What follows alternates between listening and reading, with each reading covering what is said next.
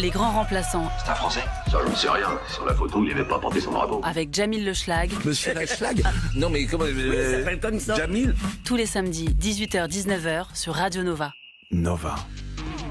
Bonjour à tous, vous écoutez Radio Nova, bienvenue dans les grands remplaçants. Yeah. Aujourd'hui je suis accompagné de Sarah Lélé, Younes Hanifi et Marinella. Et tout de suite c'est l'heure de la chronique de Jamil Le Schlag. Dès l'instant que vous avez le sentiment d'une submersion. Les grands remplaçants, ils sont là, sur Nova. Nova. Ouais les gars, c'est incroyable. Rima Hassan, oh là je te respecte. Elle a pris un voilier avec d'autres comparses pour livrer de l'aide humanitaire à Gaza.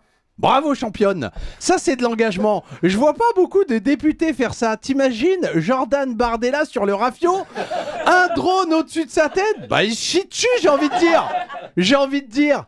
Comme d'hab. Bah, vous êtes pas au courant, Askip, quand il était étudiant à Tolbiac, il a fait Kakuna dans son froc. Le stress des examens. D'où son surnom, Jordan le Kharraï. Mais on ne juge pas, Jordan. Moi aussi, ça m'est arrivé. Mais moi, j'avais 4 ans. Première année de maternelle. Maîtresse, je peux aller aux toilettes? Non. D'accord, maîtresse. Bah ouais, Jordan, respecte les règles. Entre 4 et 90 ans, on chie pas dans son falzer. Bref, je reviens sur Rima Hassan. Je vous avoue que j'ai flippé pour elle. Bah tu connais l'équipe d'en face, hein. Ils voient une arabe, ils bombardent. On a le droit de se défendre. Puis, j'ai vu que sur le rafio, il y avait Greta Thunberg, des militants écolos. Bien vu Rima. Quand on fait une action dangereuse, toujours prendre des blancs dans notre équipe. Ce sont nos boucliers humains. T'imagines le même bateau rempli d'arabes? Rima Hassan, moi, Medine, Alatrassi. Bon, on dépasse pas Porto Vecchio. Si je croise un drone, obligé de mentir. Non les gars, c'est pas Rima Hassan, c'est Sonia Mabrouk. Merci les amis, merci. Les grands remplaçants. Nova. Bravo Jamil, et on te retrouve dans ton spectacle Exode tous les week-ends jusqu'à fin juin à la scène parisienne et en tournée dans toute la France. Merci Mounir et bienvenue à tous, vous écoutez les grands remplaçants tous les samedis à 18h sur Radio Nova. Aujourd'hui pour m'accompagner, nous avons Paul à la régie et notre Red Chef Mounir qui va nous donner le sommaire de cette émission incroyable. Bonjour à tous, cette semaine, émission placée sous le signe du ballon rond dans le prolongement de la victoire du PSG samedi dernier en Ligue des Champions. Dans le rétro, on revient sur un événement douloureux mais fondateur, la fameuse remontada de 2017 sur la pelouse de Barcelone, l'insta-culte consacré à France 98 pour revivre la joie qui a traversé la France un soir de juillet. On recevra Julie Rosselin, journaliste passionnée de football et accessoirement fan du PSG de la première heure. Elle viendra nous expliquer ce que représente ce titre pour Paris et le foot français. Et on commence par la dinguerie de la semaine où l'on revient sur des événements qui ont marqué l'actu des derniers jours. Or non, ce phénomène, c'est le français moyen. Nova. La dinguerie de la semaine sur Nova.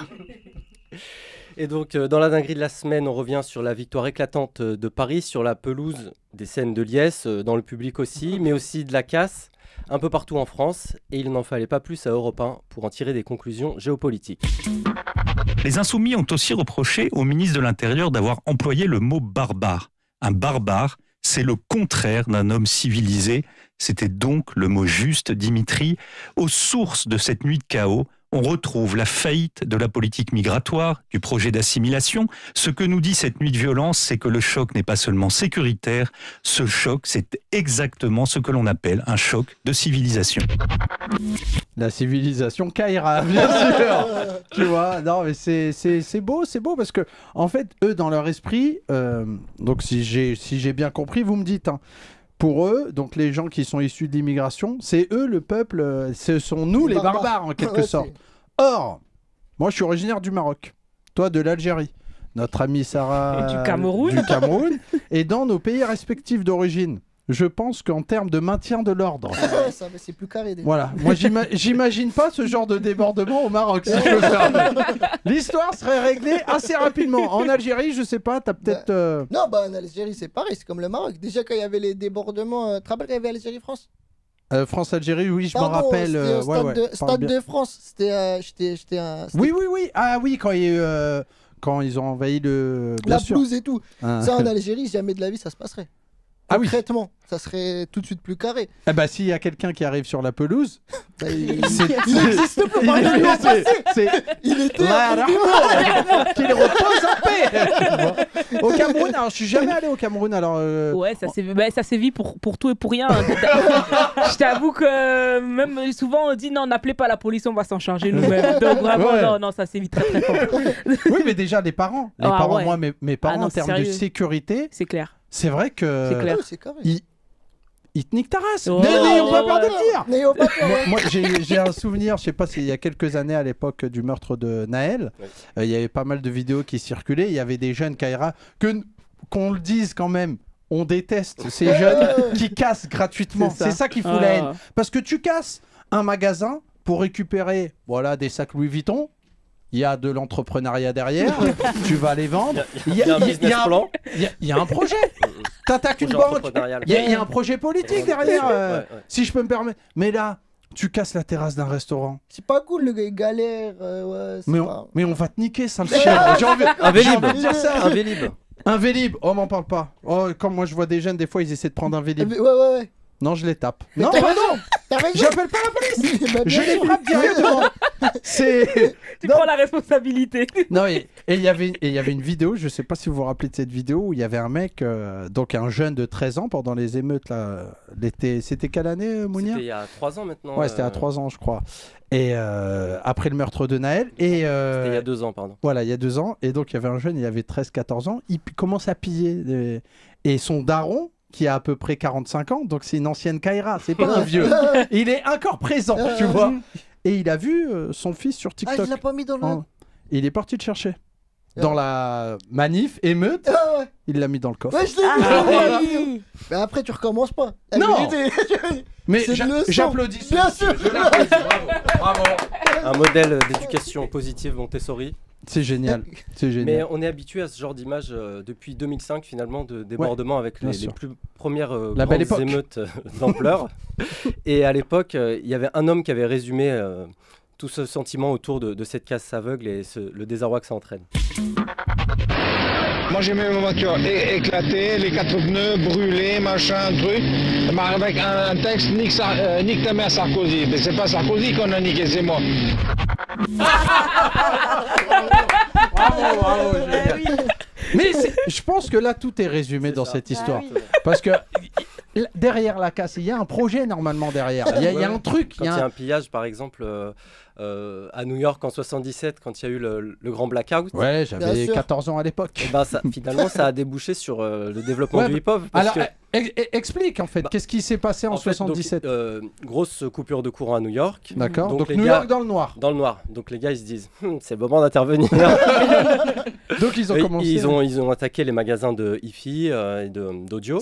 Ils ont récupéré les platines, les sampleurs, les mixeurs et ils ont commencé à faire ça dans leur chambre.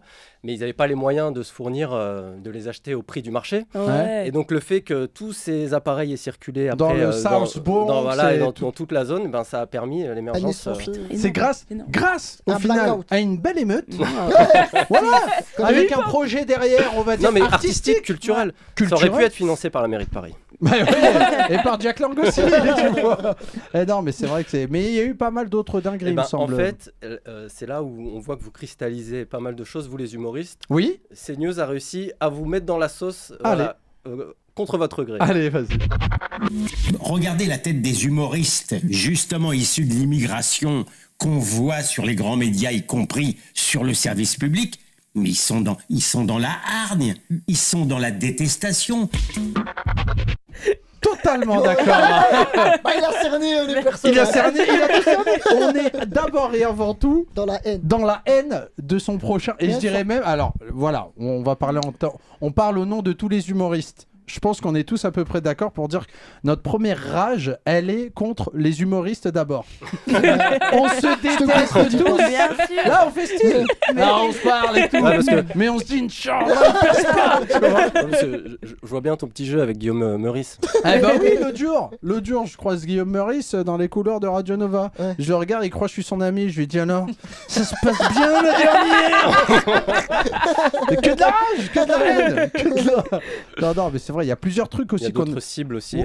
Moi, je suis un peu un observateur et je vois que vous avez quelques cibles privilégiées. Ouais, on n'aime pas les youtubeurs. Les youtubeurs, c'est vrai. C'est vrai. On n'aime pas les gens qui viennent d'Internet. Voilà. Non, qui marche, tu viens d'Internet, tu marches pas. On t'adore. Nous, c'est vraiment le succès de ces gens-là qui nous fout.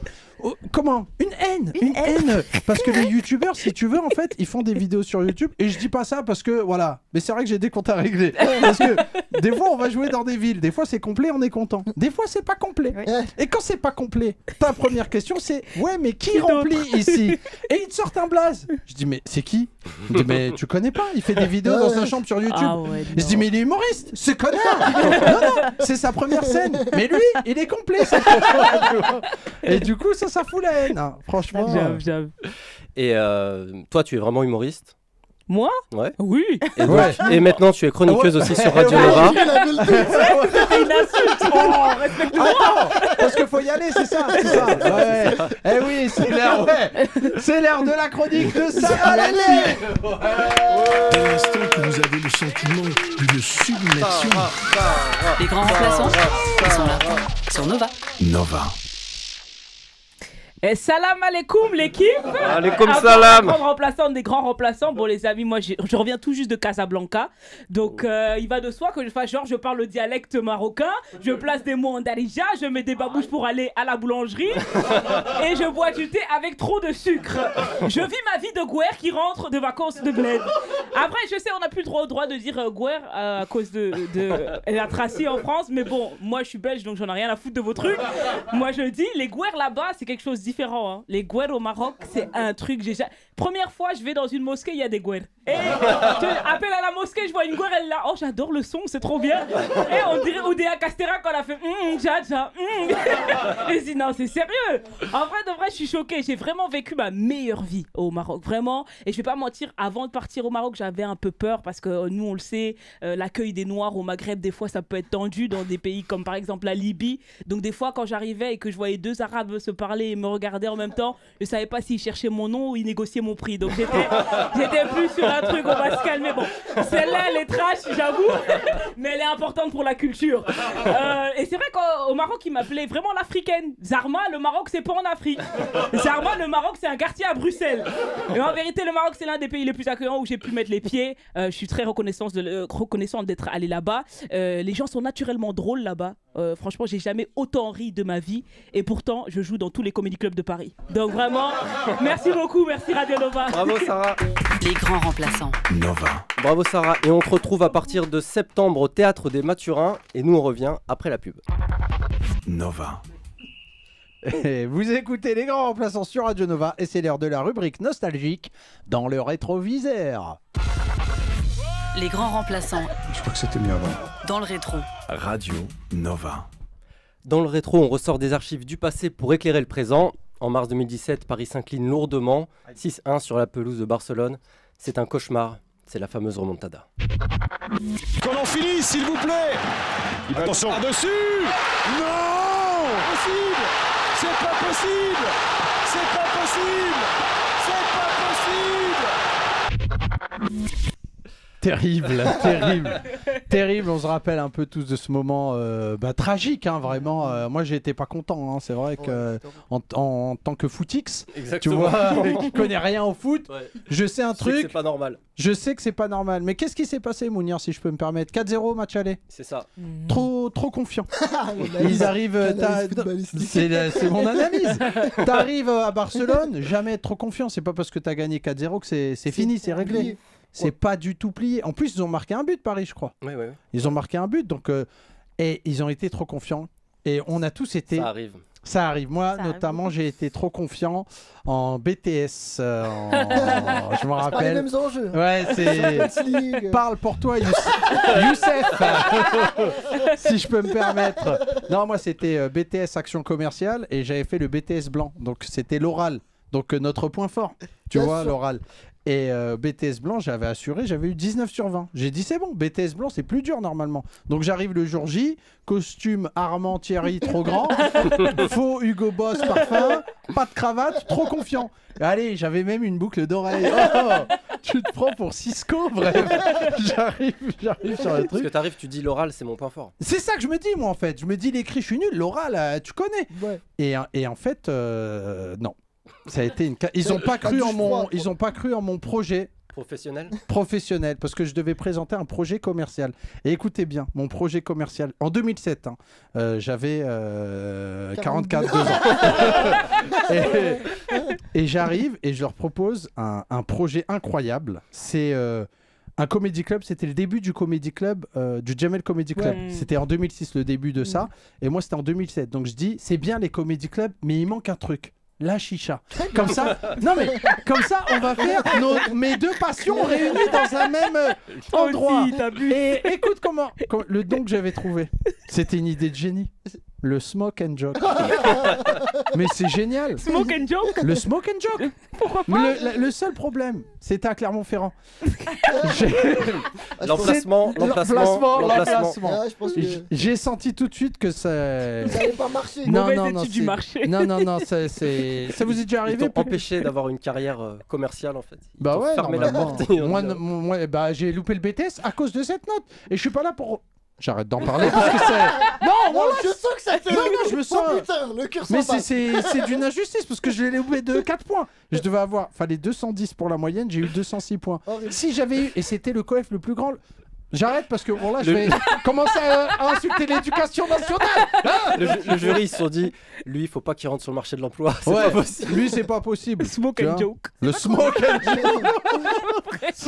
Mais le relance pas. Smoke and C'est joke. trop tard. On dirait le nom d'un Ouais, burger c'est de trop Burger tard. King, le Smoke and Joke. Mais vous riez. Sauce barbecue. Vous riez, mais c'était bien avant le White Dream parce que toutes les chicha comedy club qu'il y a eu après, c'était en 2015. T'es un Moi, visionnaire, en- c'est ça que t'es en train de dire. Ah oui. Mais bien sûr.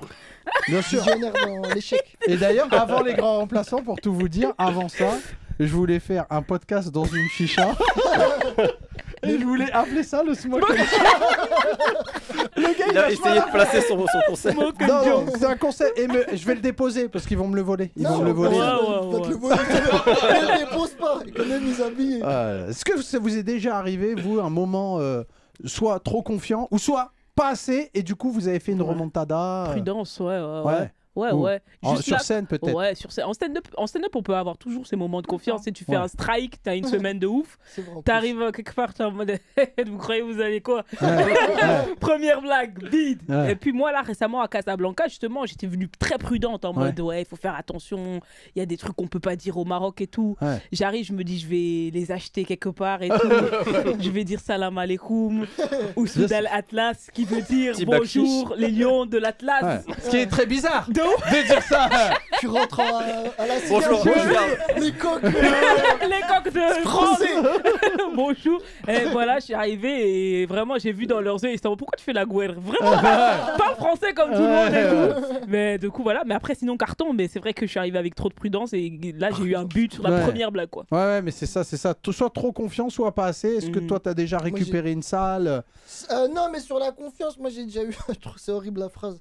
J'ai eu trop confiance en ma mère. C'est une phrase de fou, toi. La phrase de tueur en série. Là, une fois... Et depuis. Je l'ai en la prononçant, je me suis dégoûté. Ok. Une fois, mon frère il me devait de l'argent. Il me devait 1000 euros, tu vois. Ouais. Et Est-ce que tu travailles avec lui? je travaille avec lui, il me les donne pas. C'est un grand frère. Un grand c'est frère. C'est normal. Et à un moment donné, j'appelle ma mère. Ça, c'est ma seule solution. Ouais, tu Kofi vois. Annan qui est là pour régler les conflits. Le problème diplomatique. Je l'appelle, je dis ouais, il me doit 1000 euros, gère le truc. Elle me dit t'inquiète pas, mon fils. Elle me rappelle 1 heure après, elle me dit j'ai appelé, j'ai tout arrangé, il donne 600 euros, on en parle plus. J'ai dit bah non, tu l'as arrangé lui. Moi tu m'as pas arrangé. La pire négo. Voilà, j'ai dit bah arrête en fait, t'es avec lui. Aïe. Bah, Marine, moi je me rappelle que je t'avais croisé une fois. T'étais pas très confiante à l'Apollo Théâtre, on jouait ensemble. Ouais. Et tu m'as dit ouais, j'ai que 22 payants. Merci de le rappeler. Mais parce que, abus de confiance, parce que quand j'ai lancé le spectacle, justement, moi j'étais là, ouais, j'ai grave des abonnés sur Instagram, ça va convertir et tout. Mais t'as joué devant ces 22 Et c'était super. et c'était génial. Grâce à toi, Non. Dès que c'est bon. T'es Non, déjà dans non. le podcast. Non. Abuse pas. C'est bon. C'est pas. Parce qu'il m'a dit, ça va être super et tout, tu vas voir, c'est génial quand il y a peu de monde. Et quelques semaines après, il me dit, je t'ai dit ça alors que c'est faux. Ouais. Non, je t'ai fait une Inception, quoi. Tu vois, j'ai essayé de te Pour dire. le mental. Voilà, bien sûr. Et au niveau du football, donc on a parlé de la remontada. Ouais. Et en fait, pour notre génération, il y a quelque chose qui est fondateur quand on parle de foot. Ça a été le meilleur recruteur avant Zizou pour la Fédé française de foot, c'est ça. Olive et Tom, ils sont toujours en forme. Tom, Olive, sont super entraînés. Olive et Tom, ils sont venus pour gagner.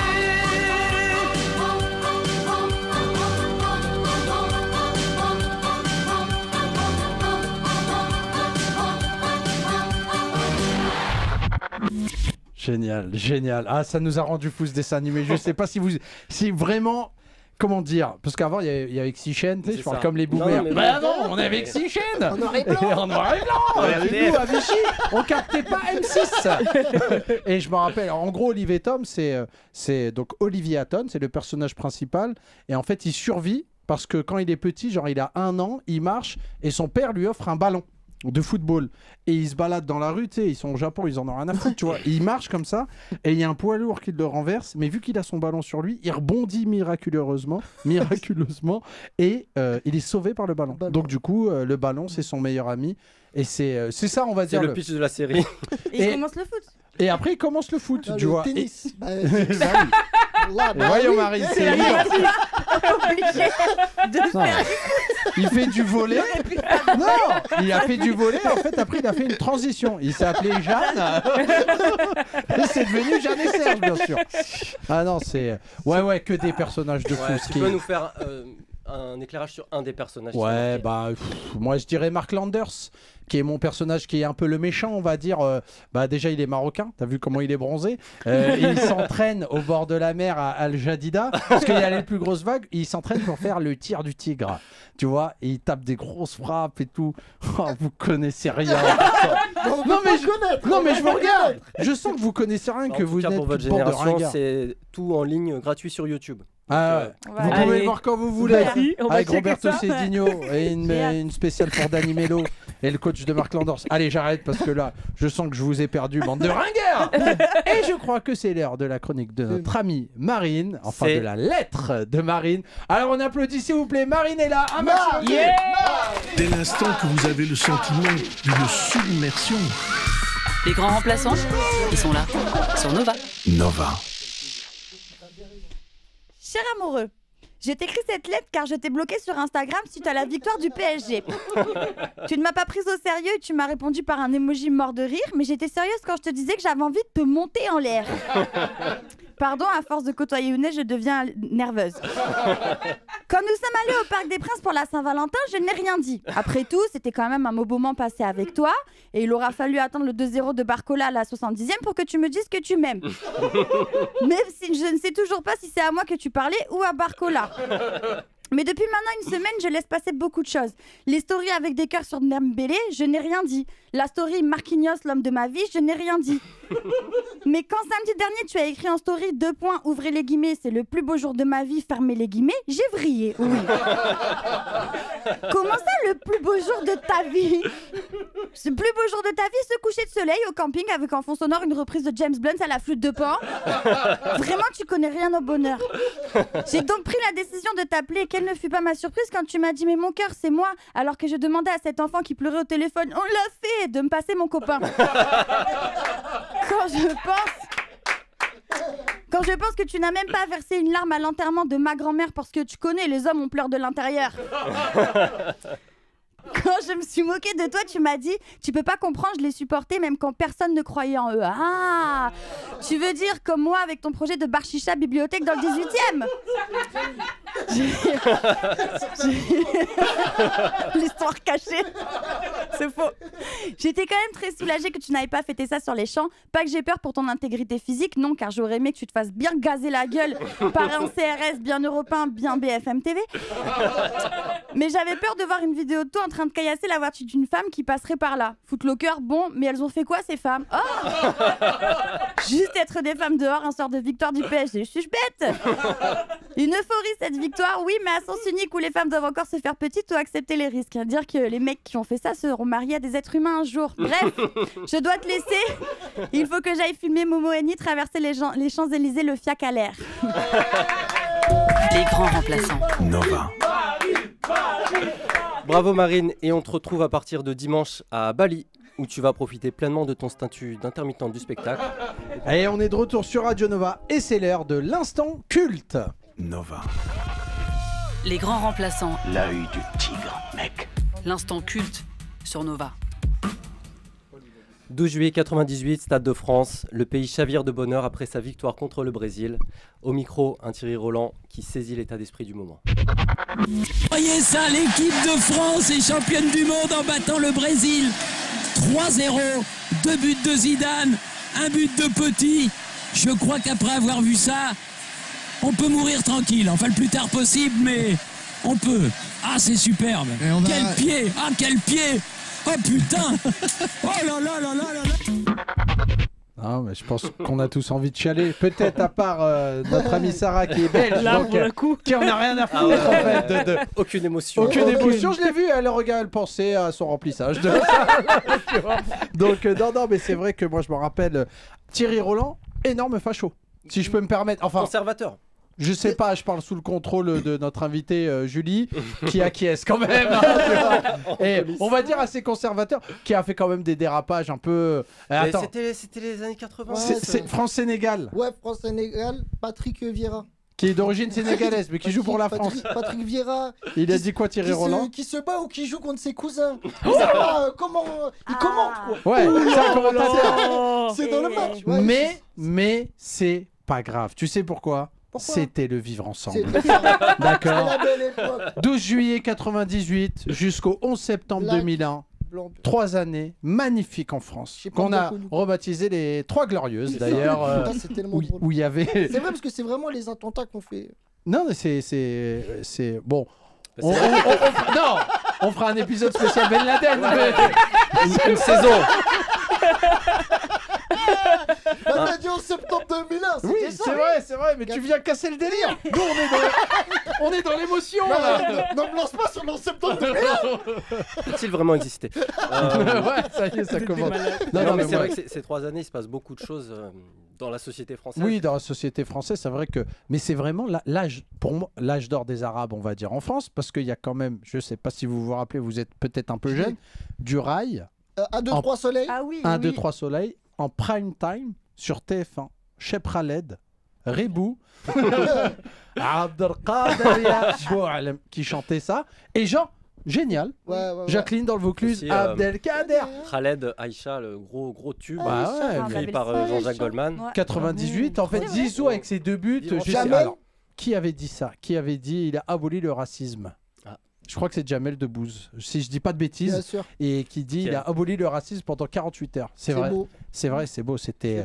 Bah c'est vrai que France 98, nous, moi je sais pas comment vous l'avez vécu de l'intérieur, mais un coach exceptionnel. Alors il y avait de l'intérieur, mais au-delà de ça, on n'avait pas de mode d'emploi.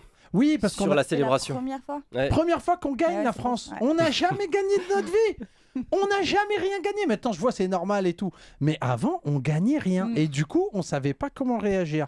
On est tous descendus dehors. On est allé dans toutes les rues de France, en fait. La libération, quoi. Et on a tout brûlé. Quoi? On était... Mais non, mais c'était vraiment la joie de vivre. Et en fait, on savait pas comment gérer canaliser cette truc. Parce que...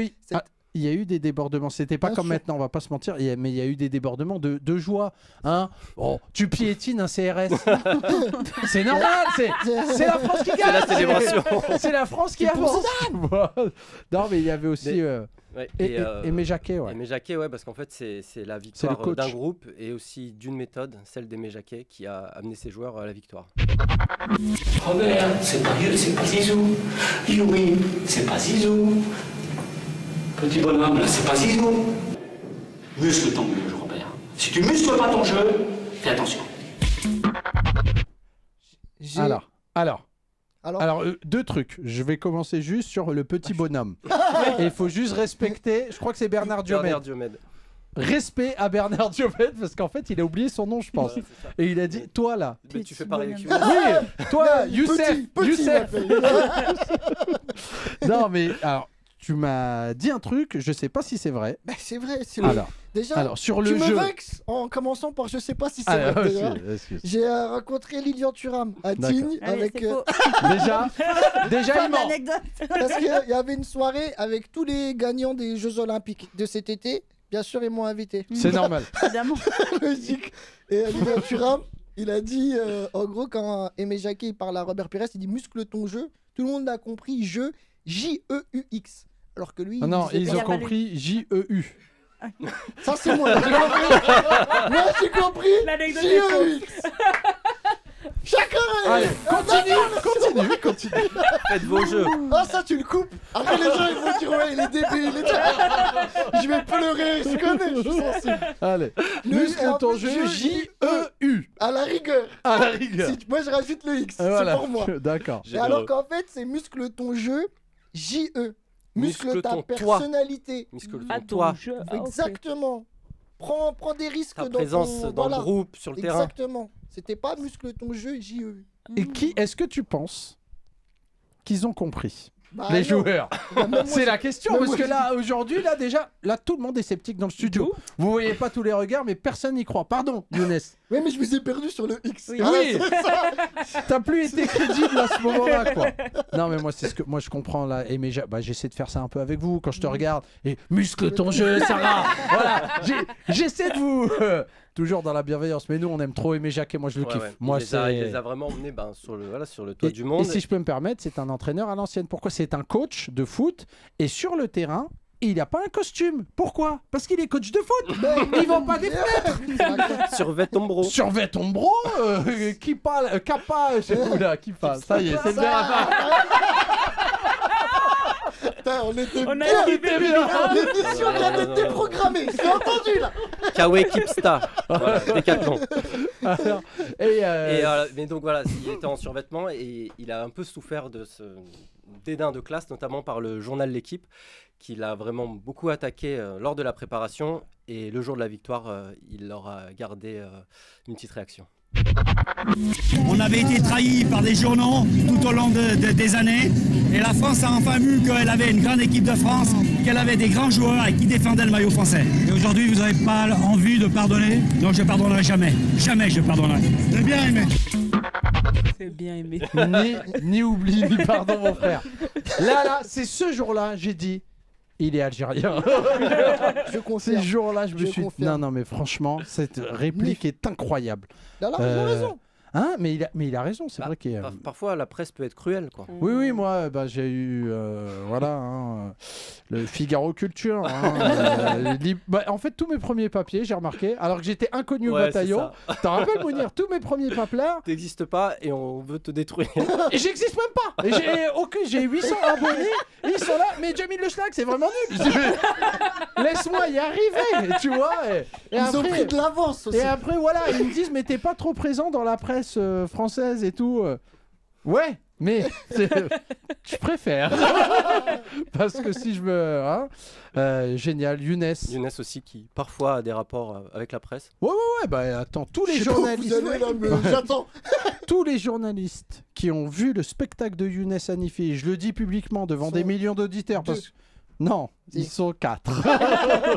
Ils ont tous dit, le spectacle de Younes, il est exceptionnel. Presque aussi bien que celui de Sarah et Marine. C'est pour dire à quel point. Et je crois que c'est l'heure de la chronique de Younes Hanifi alias Youssef. Dès l'instant que vous avez le sentiment d'une submersion. Les grands remplaçants, ils sont là, sur Nova. Nova. Macron s'est fait gifler par sa femme. L'Élysée a dit que c'était une IA. On leur a dit bah non. Ils ont dit bah wallah non. Et c'est tout. Ils nous ont menti sans aucune impunité. Demain tu voles dans un magasin. Là ceux qui te dit vous volez là. Tu dis bah toi t'es bien. Tu connais ton métier et tu pars tranquille. On souligne la classe du président. Hein. Moi je suis trop un rageux. À peine descendu j'aurais dit aux journalistes casse les couilles Jean-Michel Guillemot. Il a de la chance, il y a la caméra, sinon ça aurait mal fini. Non, Même si c'est faux, j'aurais pas été le dindon de la farce. Toujours créer une polémique, c'est comme ça. Même le foot, c'est politique. J'étais au Parc des Princes pour le match du PSG. 1-0, vraie histoire. Mon voisin, il me tient les mains. 2-0, il me fait un câlin. 3-0, il me soulève. J'étais en PLS. J'ai dit, Zebi, qu'est-ce qu'il va me faire au 4-0 ? Il va me présenter à ses parents, ça va partir en prise de judo. J'étais en panique.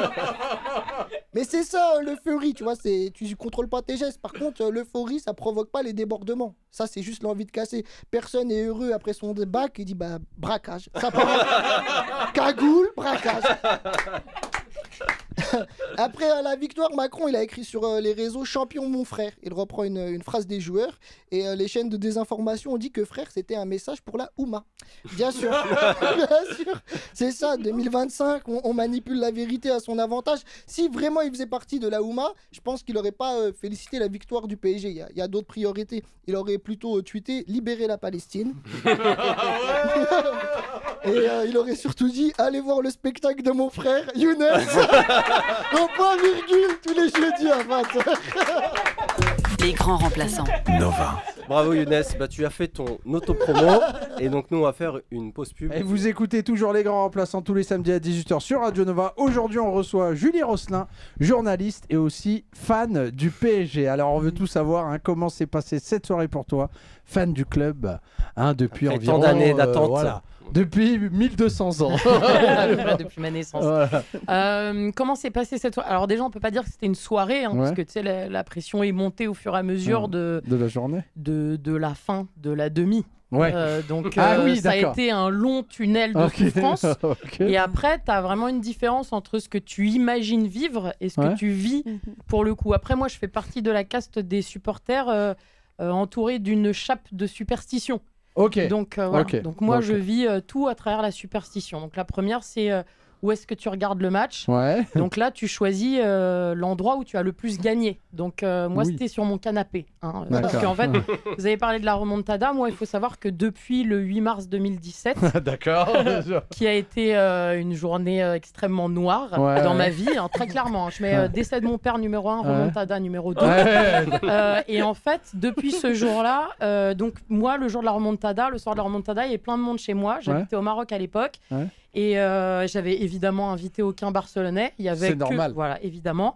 Malgré ça, à la fin, je les ai quand même tous insultés. Et je suis partie de chez moi. Donc, on est dans ce degré de rage. Voilà, ça a été un moment très difficile pour mon mari, notamment, qui lui était barcelonais, le seul, qui ne l'est plus depuis. Non, il n'y a pas eu de possibilité. En fait, là, c'est que notre couple et que notre famille se poursuivent dans ces conditions. Donc ça a été immédiat. Et donc, du coup, depuis, plus personne n'était jamais venu chez moi pour regarder un match. Et j'ai décidé d'aller au-delà de ma superstition parce que un de mes meilleurs amis, qui est un très gros supporter du Paris Saint-Germain, habite aujourd'hui à Albi, le genre d'amis, tu sais, on se débriefe tous les matchs, très longuement, donc vraiment. Et lui m'a dit, je peux pas regarder ce match dans ma campagne, ils comprennent rien, Albi, c'est tocard. c'est le rugby peut-être là-bas. Je viens le voir chez toi, quoi. Donc là, je me suis retrouvée face au fait accompli, évidemment. Et donc, je l'ai accepté. Donc, coup d'envoi à 21h. Il est arrivé sur les coups de 16h10. Il m'a dit, il faut qu'on fasse des exercices de respiration. J'ai déjà chopé plein de monde, je me sens hyper mal. Bon, donc, c'est ce qu'on a fait. Canal+, ces gros débiles, ils avaient rien mis, en fait. Ils avaient dit, grosse journée, gros dispositif. S'est retrouvé devant Roland Garros, assis comme ça, comme deux teubés sur le canapé. Alors, en plus, moi, donc, mari marocain, donc... faible recul, très grand écran de télévision. Parce que c'est comme ça dans la vie, tu vois. Les Marocains, il y a deux trucs. Marocains, deux trucs. Très grand écran de télévision et attention courant d'air. Voilà. Il y a ça aussi. Il y a ça aussi. Hein. Toujours attention les courants d'air. Bon, tu sais pas pourquoi, mais c'est ces deux trucs-là. Donc on s'est retrouvés comme ça devant Roland Garros à faire des exercices de respiration et ensuite on a envisagé tout ce qui pouvait, tout ce qui allait se passer en fait. Donc pour nous, c'était évident que on allait vivre très mal la première mi-temps, que peut-être ça allait être une domination stérile. Ensuite, ensuite, ça allait être compliqué le dernier quart d'heure. Grosse présence physique de l'Inter. Bien sûr. Nous, on s'est dit, dernier quart d'heure, on respirera plus. C'est le moment où on va se demander si on est en train de faire une attaque cardiaque ou pas. Ensuite, il y aura les prolongations. Donc là, on sera regroupés dans un coin parce qu'on se sera rendu compte que dans ce coin-là, on gagne mieux. Tu vois, donc, il y a toujours ces trucs-là. t'as toujours la copine qui est là et tu te dis en fait quand t'étais dans la cuisine, c'était mieux, tu pourrais retourner juste pour qu'on soit sûr. C'est véridique. Moi, j'ai la femme d'un pote qui a passé comme ça un Chelsea Paris Saint-Germain dans la cuisine. Sophia, éternel respect. Je lui ai dit ma Soso, je te kiffe, mais s'il te plaît, quand t'es dans la cuisine, c'est un truc de fou, ça marche. Elle m'a dit je comprends, t'inquiète, j'ai des trucs à faire. Bon, elle est partie. Et finalement, en fait, le deuxième effet du truc, c'est que le match se passe pas du tout comme on l'a imaginé, pas du tout comme nos superstitions nous l'ont fait envisager. Et donc, le match est parfait, tout se déroule à la perfection et moi, je suis restée stupéfaite, en fait. Et ma stupéfaction, elle est presque jusqu'à aujourd'hui. Ça m'a presque empêché de réaliser, en fait, la victoire et le moment que j'étais en train de vivre. Moi, j'ai commencé quand même à chialer vers la 75e. À peu près la première fois où Donnarumma a capté un ballon. Je me suis dit, putain, non, quand même, c'est bon. Aucune occasion. Rien. Non, on les a totalement anéantis. Effectivement, ils n'ont pas existé par un seul instant. Et donc, voilà, comme ça, après, moi, j'habite aussi dans un quartier de reconquête républicaine, comme l'appellerait Gérald Darmanin. Donc, j'étais comme ça devant l'écran, mais en même temps, j'avais des feux d'artifice qui commençaient à arriver dans mon salon, sur mon parquet. Donc, voilà, 4 chemins. Donc, je cœur du réacteur.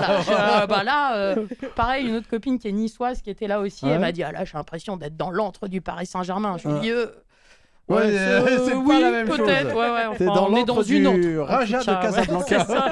On est dans une antre, c'est sûr. Incroyable. Mais voilà, donc du coup, tu vois, deux facettes très différentes de comment j'ai envisagé de vivre ce moment et comment je l'ai vécu au final, quoi. Et en fait, je suis restée stupéfaite comme ça devant la télé. Je crois qu'on a tous ressenti cette. Même moi, je suis moins fan. Que j'aime beaucoup Paris Saint-Germain, il n'y a pas de problème. Mais j'aime beaucoup l'OM aussi. Tu vois. Déjà, c'est une phrase qui ne va pas. Mais en fait, tu sais que je n'ai même pas pensé à eux. C'est-à-dire, c'est là où je me suis rendu compte qu'on est arrivé à un autre stade. En fait, c'est que à aucun moment de ma soirée, j'ai pensé à des Marseillais, mais jamais. Et deuxième chose, c'est que j'ai reçu pour la première fois de ma vie, et c'est là où je me suis dit. Ok, cette équipe, elle envoie tellement du lourd que les gars sont incapables de faire autrement. J'ai reçu des messages de félicitations des Marseillais. Je peux donner des noms. Je peux donner des noms. J'ai des dossiers. J'ai de quoi. Mediapart, t'es sur le coup. Mais moi, je l'ai vu à Marseille, dans une chicha à Marseille vers Félix Piat. Et j'étais. Est-ce que c'est une chicha qui s'appelait Smoke and Joke? Non, c'est le Chichcan, exactement le nom de la chiche. J'espère ne plus payer. Et je suis arrivé là-bas, un infiltré.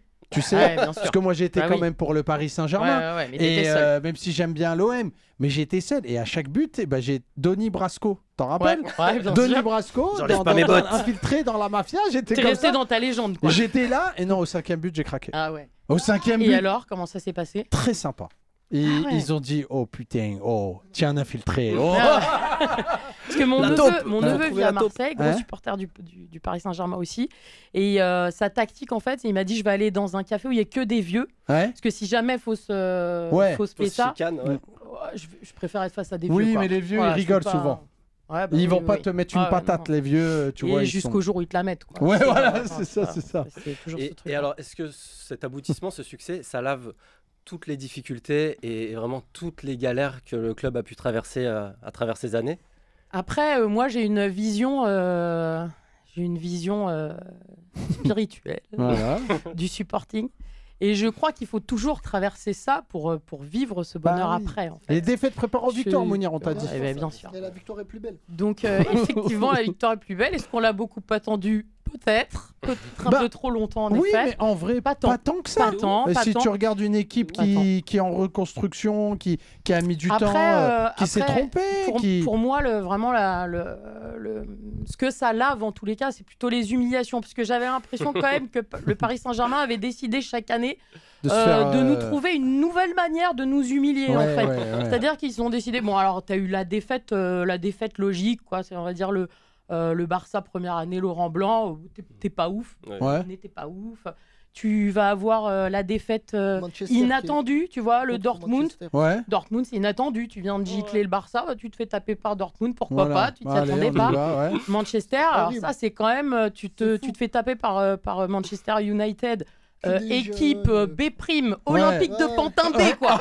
Tu te fais déglinguer par l'Olympique de Pantin B, une vieille frappe Davis et de Marcus Rashford, tu t'attendais pas. Centre de formation, Et puis, la légendaire. Donc, t'as l'impression qu'effectivement, on t'a fait vivre toutes les humiliations et que le Paris Saint-Germain a décidé d'être clownesque, gaguesque chaque année. Donc, ça, oui, effectivement, j'ai l'impression que ça l'a lavé.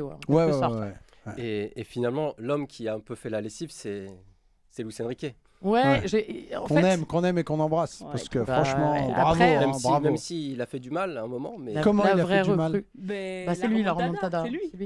C'est lui qui était coach du Barça. Et oui, il a fait votre meilleur jour et votre pire. C'est mignon de voir. Après, je suis pas un spécialiste. C'est la relation toxique en fait. C'est vraiment, c'est marrant parce que tu te dis, il y a quand même eu des bons coachs avant. Personne n'a eu les clés de cette équipe comme lui les a eu. Et en fait, tu te demandes, est-ce qu'il y a eu un ressort psychologique derrière? Où Nasser El Khelaifi s'est dit, bah tiens, tu sais quoi, lui il m'a fait tellement subir de la merde que je vais lui donner à lui les clés parce que c'est lui qui l'a, c'est sûr. Et c'est marrant parce que ces derniers jours, on a vraiment eu tout le sujet sur est-ce que c'est l'accomplissement de ce projet qatari ou la vraie question c'est est-ce que c'est l'accomplissement du projet qatari ou est-ce que c'est la réussite de ce gars-là? C'est un tout, d'Enrique ou de ce duo avec Luis Campos. Je pense qu'ils ont appris aussi les Qataris on le néglige absolument pas. Le gars, il ramène 3 recrues qui changent absolument la physionomie de l'équipe. Même l'équipe là, c'est une équipe jeune et qui oui, parce que lui, il a réussi à faire entendre sa voix qui était celle de effectivement, on joue pas les stars. Après, il a pu avoir des défauts. Je pense à la communication notamment. Ça passe pas bien avec les journalistes aussi parce que ce gars-là est comme ça, est entier et le vit comme ça. Mais c'est sûr que moi, en tous les cas, j'ai envie de le mettre uniquement au crédit de cette personne qui est de très loin la meilleure recrue du Paris Saint-Germain Qatari, version Qatari, c'est sûr et certain. Et pour terminer, comment tu te projettes sur la saison prochaine? Je pense que vous allez passer un bel été. Je me projette très mal parce qu'il y a encore beaucoup de compétition et donc en fait je pense qu'on va arriver sur les rotules. Et que, à mon avis, ça va être quand même très compliqué. Le facteur physique est extrêmement important. Et puis l'après-victoire, l'après-coup, souvent, moi qui joue un haut niveau au basketball, on se rappelle tous de cette finale contre Coventry. Mounir, on jouait ensemble. Finale départementale, bref, 40-36. Voilà, on gagne au la main, homme du match, meilleur rebondeur, meilleur contreur. Et bon, voilà, on n'a pas oublié. Et c'est vrai que le lendemain, voilà. Faut reprendre. Mais les gars, là, ils continuent. Là, t'as le mondial des clubs, en fait, qui va commencer le 15. Comment tu le vois? Je le vois pas du tout, en fait. Moi, tu sais, je suis arrivé là, je suis en haut de la montagne, là, je vois plus rien. Moi, je suis Parce que tous juste vos joueurs, en fait, là, ils continuent à jouer là pour la Nations League. Là, déjà, le Portugal, il y a la majorité de votre milieu, là. Après, il n'y a plus qu'un match. Je pense que le mondial des clubs, pour le coup, ça va faire très mal. Et que ceux qui... Je pense au Barça, par exemple. Voilà, il y a des équipes qui vont être quand même... Ça va être plus simple pour eux de recommencer une campagne de Ligue des Champions. Après, comme on dit souvent dans le football, la réalité d'un mois de septembre ou d'un mois d'octobre n'est pas la réalité d'un mois de février ou d'un mois de mars. Une grande équipe, ça se connaît à ce moment-là. Et donc, ça laisse beaucoup de temps. Mais attention, un de nos... C'est pas mon tropisme marocain, mais quand même un de nos joueurs principaux, c'est Achraf Hakimi. Et une CAN qui se déroule au Maroc à la fin de l'année. CAN, j'espère bien que le Maroc remportera. Inch'Allah. Et donc, je pense que... Bien sûr, mais non. Voilà. Mais tu connais le principe de la CAN. C'est-à-dire que toute l'année, on est les meilleurs amis.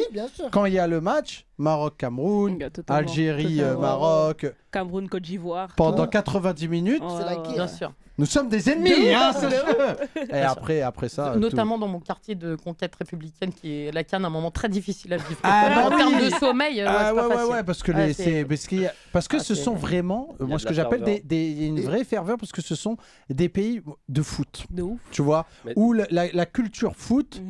Ouais, vas-y, Julie a un peu vécu, notamment au Maroc. Et un peu 10 ans, excuse-moi, 10 ans au Maroc, c'est l'équivalent de 30 ailleurs. Mais vous avez eu combien de CAN en 10 ans? 0, non? J'avais pas compris ta question. Je croyais que tu me demandais combien j'avais vécu de Cannes, donc j'étais en train de compter. J'avais pas compris. Ça veut dire t'en as vécu. Non, mais laisse-la. Demi-finale, Coupe du Monde. Voilà. Aucun trophée, Pour le coup, il y a une vraie différence en tous les cas entre les Marocains et les Français sur le ressenti du football et sur la culture footballistique. C'est que les Marocains, Ils ont leur équipe nationale, évidemment. Ils suivent aussi également beaucoup les équipes nationales de jeunes et de femmes, ce qui n'est pas du tout le cas ici. Ils suivent leur équipe locale. Alors, très souvent à Raja Wydad, quoi. Ouais, Raja Casablanca et Wydad, c'est les deux clubs de Casablanca. C'est les deux clubs de Casa qui sont énormes. Marrakech, et en fait, ils sont nuls ou pas, pardon? Non, Kaoka Ouais. Non. Moins bon. Ok. Bah, non. C'est Berkane. C'est Berkane. Le club champion. Ah ok, ouais, c'est Berkane. Champion Coupe de la CAF aussi. Berkane, ils ont. Ouais, Renaissance équipe... Berkane, très grosse équipe. Je savais pas, je savais pas. Très grosse équipe. On peut parler du championnat marocain pendant 4 heures. Et en même temps, ce sont des supporters, ce sont des fans de football qui regardent énormément l'Europe. Ouais. C'est-à-dire qu'au Maroc, tu as forcément ton équipe entre, j'allais dire de Liga, mais non, entre le Barça ou le Real. Et le Real, forcément. Tous mes cousins, c'est divisé en deux. Ou Barça, oui, forcément. Ouais. Donc, ça veut dire qu'ils ont aussi quand même une approche différente, une culture footballistique plus importante, parce qu'ils regardent énormément de matchs et énormément de matchs. La Ligue des Champions d'Afrique, la Ligue des Champions d'Europe. Alors qu'en Europe, la Ligue des Champions... Mais même, c'est la seule qui existe. Franchement, un supporter de Lens, je suis pas sûr qu'il regarde au GC Nice Montpellier, tu vois. Oui. Tu vois ce que je veux dire. Alors que vraiment, ils regardent énormément, ils emmagasinent énormément, ils ont une culture footballistique qui est beaucoup plus développée. Ils ont aussi une culture du beau jeu. Ils aiment vraiment... je pense que même là-bas, le beau jeu est plus important que le sport, ce qui n'est pas le cas en France. En France, c'est l'école Didier Deschamps. Tu peux. Mais j'aime bien le côté. Moi, j'aime bien. Je veux pas forcément défendre Didier Deschamps, mais il a quand même eu pas mal de titres, même si son jeu est pas très plaisant. Oui, mais est-ce que t'as plus aimé 2018 que 1998? Ah non, mais pardon. Est-ce qu'on peut comparer? Mais ça, c'est le luxe des gagnants. Hein. Quand tu gagnes, t'as ce luxe-là. On pense à toi. On pense à toi. Et une pensée pour tous nos amis belges. Inch'Allah, peut-être un jour. Peut-être, mais peut-être pas.